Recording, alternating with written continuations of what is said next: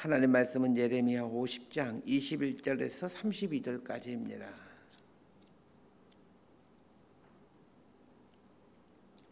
예레미야 50장 21절에서 32절까지 말씀 번갈아 가며 읽습니다. 제가 먼저 읽겠습니다. 이는 여호와의 말씀이니라. 너희는 올라가서 무라다임의 땅을 치며 그곳의 주민을 쳐서 진멸하되 내가 너희에게 명령한 대로 다 하라. 그 땅에 싸움의 소리와 큰 파멸이 있으리라. 온 세계의 망치가 어찌 그리 꺾여 부서졌는고. 바벨론이 어찌 그리 나라들 가운데 황무지가 되었는고. 바벨론아, 내가 너를 잡으려고 올무를 놓았더니 내가 깨닫지 못하여 걸렸고 내가 여호와와 싸웠으므로 발각되어 잡혔도다. 여호와께서 그의 병기창을 열고 분노의 무기를 꺼내면 주 만군의 여호와께서 갈대아 사람의 땅에 행할 일이 있습니다. 먼 곳에 있는 너희는 와서 그를 치고 그의 곡간을 열고 그것을 곡식더미처럼 쌓아 올려라. 그를 진멸하고 남기지 말라. 그의 황소를 다 죽이라. 그도 도살하여 내려보내라. 그들에게 화 있도다. 그들의 날 그 벌 받는 때가 이르렀음이로다. 바벨론 땅에서 도피한 자의 소리여, 시온에서 우리 하나님 여호와의 보복하시는 것, 그의 성전에 보복하시는 것을 선포하는 소리로다. 활 쏘는 자를 바벨론에 소집하라. 활을 당기는 자의 그 사면으로 진을 쳐서 피하는 자가 없게 하라. 그가 일한 대로 갚고 그가 행한 대로 그에게 갚으라. 그가 이스라엘의 거룩한 자 여호와를 향하여 교만하였음이라.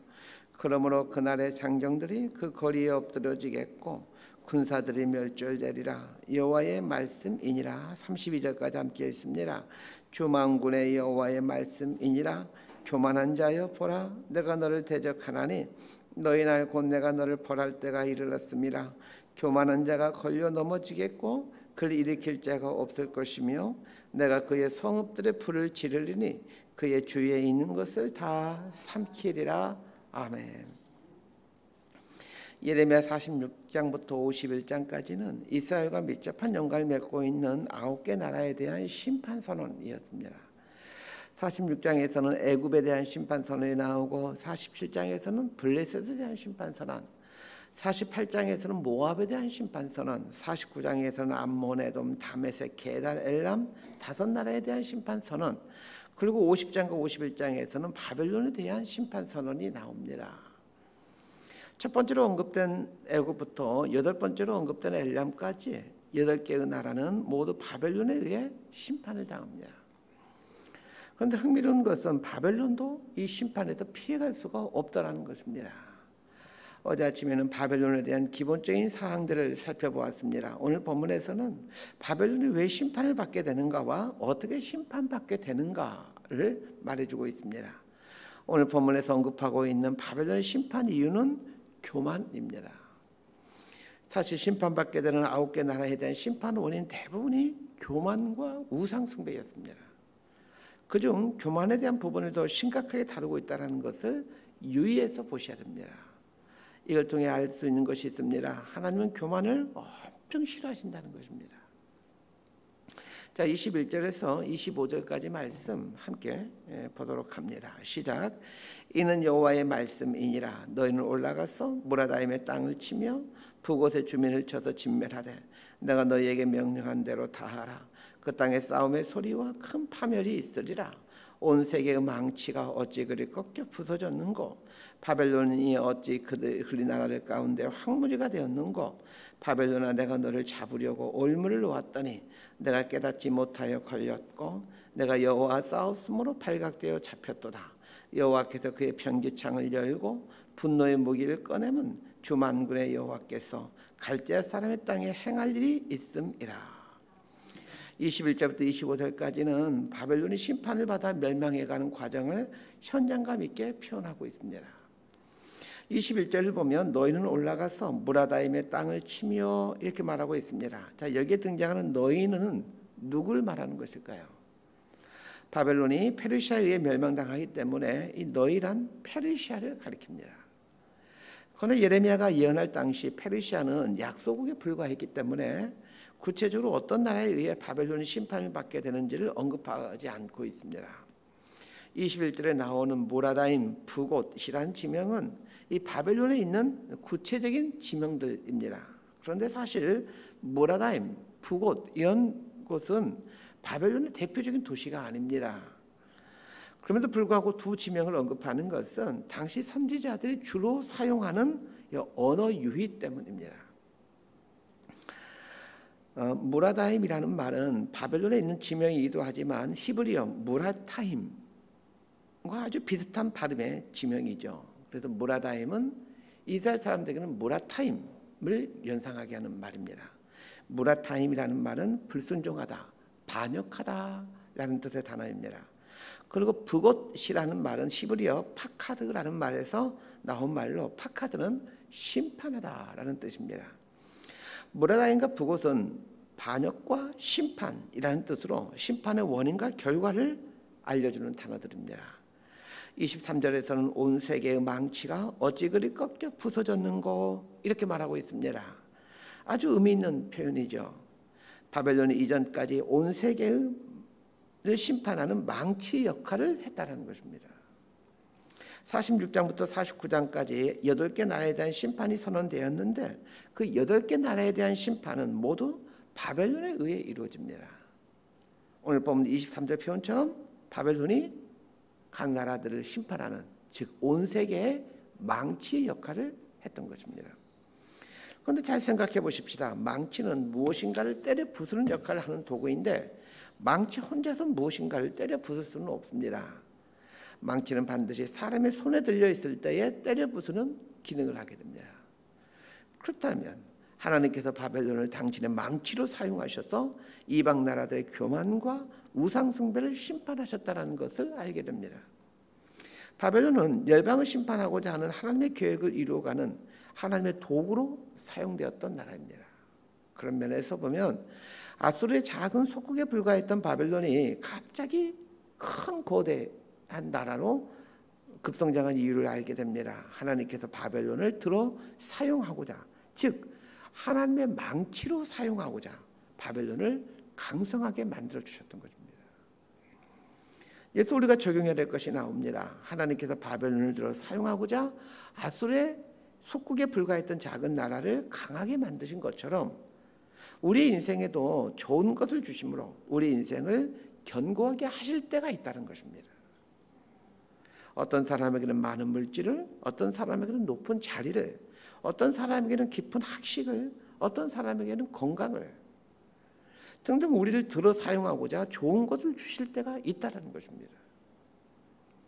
그래서 우리는 나에게 주어진 것들을 이렇게 해석할 줄 알아야 합니다. 하나님께서 나를 들어 사용하고자 주신 것이구나. 전 저희 교회도 마찬가지라 생각합니다. 교회를 세워주시고 이렇게 건물도 주신 것은 하나님께서 우리 교회를 들어 사용하고자 주신 것이구나. 이렇게 생각하고 해석할 줄 알아야 합니다. 그리고 하나님께서 사용하고자 하신 대로 겸손히 내어드리는 삶을 살아야 합니다. 그런데 어디 사람이 그렇습니까? 자신에게 주어진 것들을 해석할 때 하나님께서 사용하시기 위해서 주신 것이다 이렇게 해석하지 않습니다. 처음에는 하나님께서 주셨구나 이렇게 생각하는 분들이 적지 않습니다. 조금만 시간이 지나보세요. 언제 그랬는 듯이 자신의 영광과 안락을 위해 사용합니다. 이것이 교만입니다. 저는 근대 우리나라의 역사를 이런 관점에서 해석해 보려고 합니다. 6.25 전쟁 이후에 길거리에 굶어 죽어가는 사람들이 수도 없이 많을 만큼 이 나라는 가난하였습니다. 그런 와중에서도 우리 할아버지 할머니 세대들이 온몸을 바쳐 교회를 세우고 또 교회를 섬겨왔죠. 그러면서 이 나라가 재건되어지고 이제는 정말 잘 사는 나라가 되었습니다.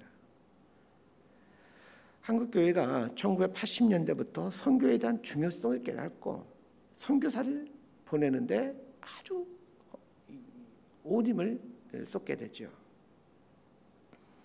하나님께서 이 모습을 보고 얼마나 기뻐하셨을까 생각해 봅니다. 하나님 입장에서는 이렇게 판단하셨을 것 같습니다.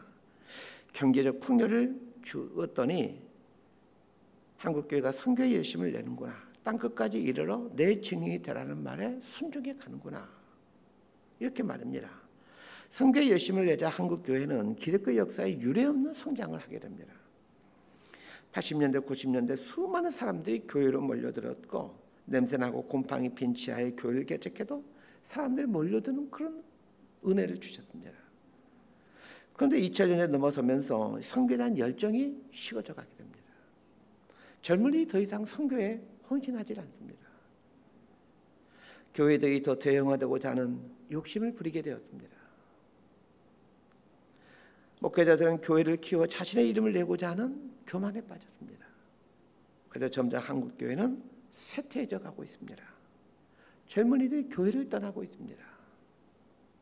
인류 역사를 보면 모든 나라들이 그러하고 교회 역사를 봐도 교회도 마찬가지입니다. 하나님께서 당신의 도구로 삼고자 세워가실 때가 있습니다.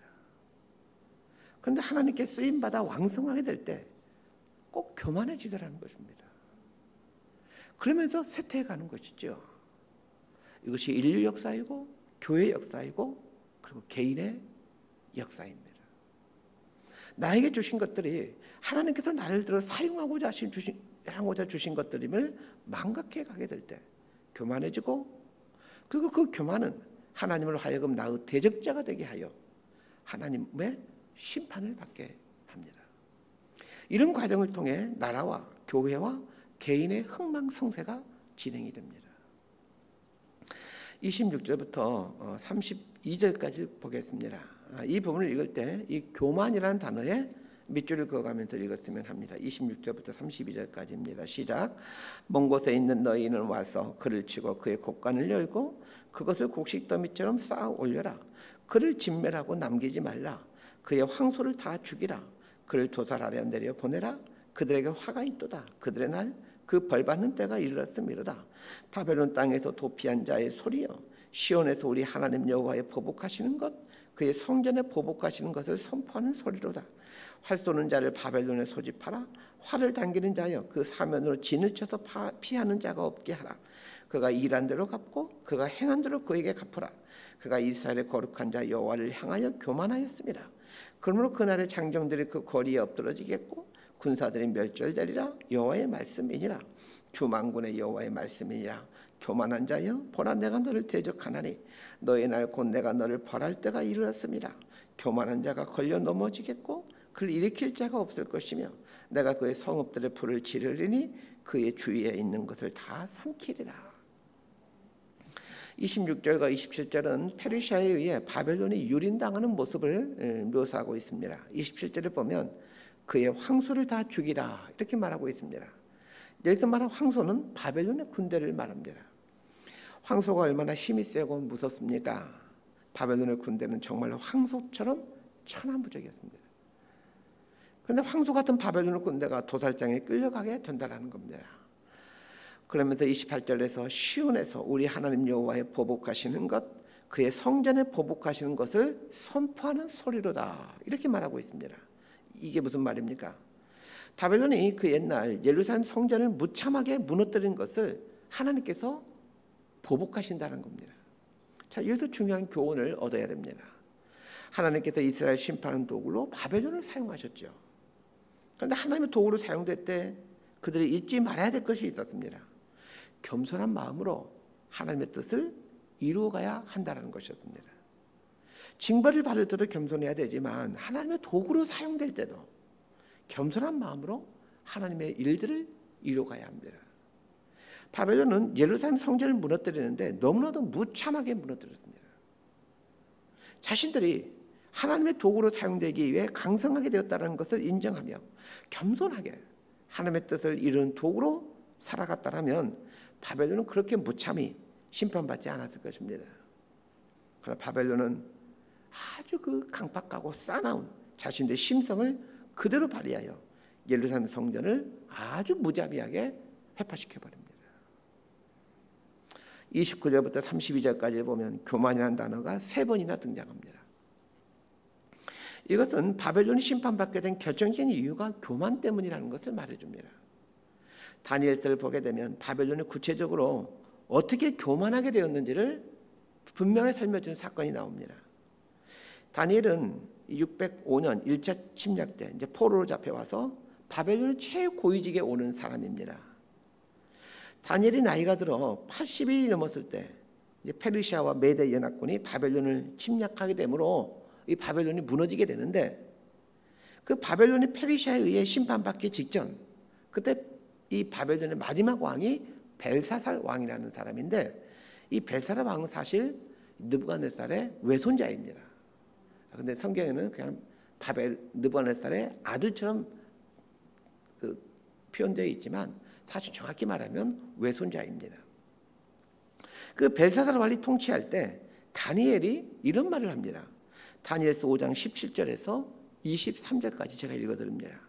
다니엘이 왕에게 대답하여 이르되, 이것을 말하는 왕은 벨사살 왕입니다.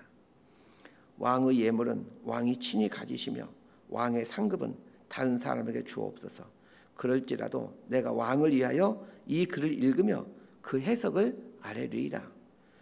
왕이여 지극히 높으신 하나님이 왕에 붙인 느부갓네살에게 나라와 큰 권세와 영광과 위엄을 주셨고 그에게 큰 권세를 주셨으므로 백성들과 나라들과 언어가 다른 모든 사람들이 그의 앞에서 떨며 두려워하였으며 그는 임의로 죽이며 임의로 살리며 임의로 높이며 임의로 낮추었더니 그가 마음이 높아지며 뜻이 완악하여 교만을 행함으로 그의 왕위가 폐한받으며 그의 영광을 빼앗기고 사람 중에서 쫓겨나서 그의 마음이 들짐승의 마음과 같았고 또 들나귀들과 함께 살며 또 소처럼 풀을 먹으며 그의 몸이 하늘 이슬에 젖었으며 지극히 높으신 하나님이 사람 나라를 다스리며 자기의 뜻대로 누구든지 그 자리에 세우신 줄을 알기에 이르렀나이다.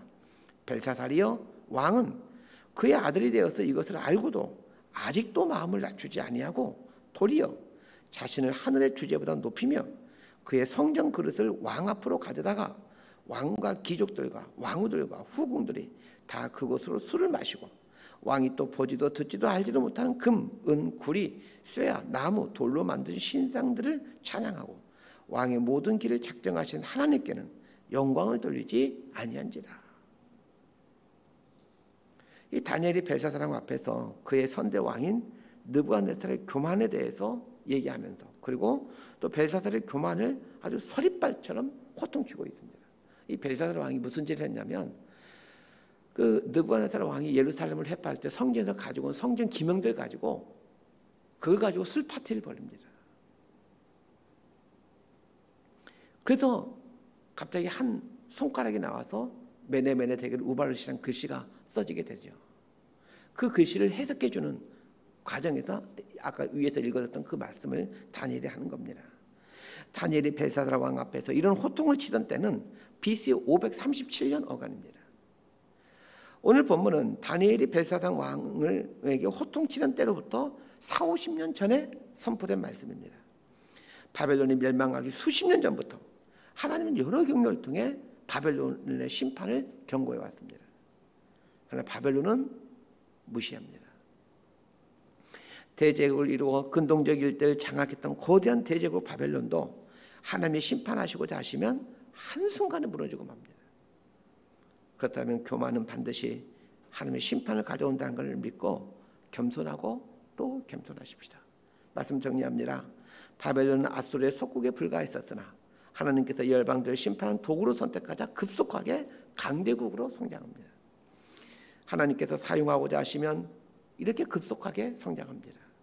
그렇게 함으로 하나님의 계획대로 열방들을 심판하는 도구로 사용됩니다.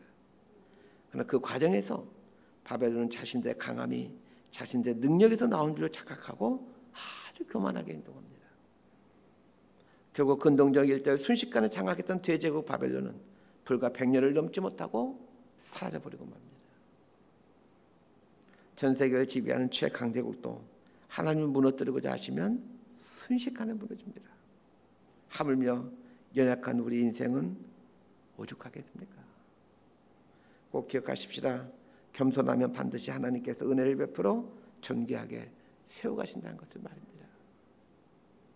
새벽 예배 나온 여러분 한 분 한 분들을 축복합니다. 새벽 예배 나와서 겸손히 마음의 무릎을 꿇고 또 겸손을 훈련하고 또 훈련하십시오. 반드시 그 인생은 형통케 되고 존귀함을 얻게 됩니다. 이런 복을 누리는 저와 여러분의 삶이 되기를 진심으로 소망하고 축복합니다. 기도하겠습니다. 하나님 아버지, 하나님은 약한 자도 순식간에 강한 자로 만들어 당신의 도구로 삼아가시는 분이심을 알게 됩니다. 그러나 강하게 되었을 때 마음이 높아지면 또 순식간에 무너뜨리신다는 것도 배웁니다. 천지 만물의 주인이신 하나님 앞에 겸손히 무릎 꿇고 하나님의 주권을 인정하며 겸손을 배워가는 인생이 되기를 원합니다. 겸손한 자에게 반드시 은혜를 주시는 하나님을 기억하면서 형통과 평탄의 비결이 겸손에 있음을 알아 겸손을 훈련해가는 그리스도인들이 되게 하여 주옵소서. 예수님의 이름으로 기도드리옵나이다. 아멘.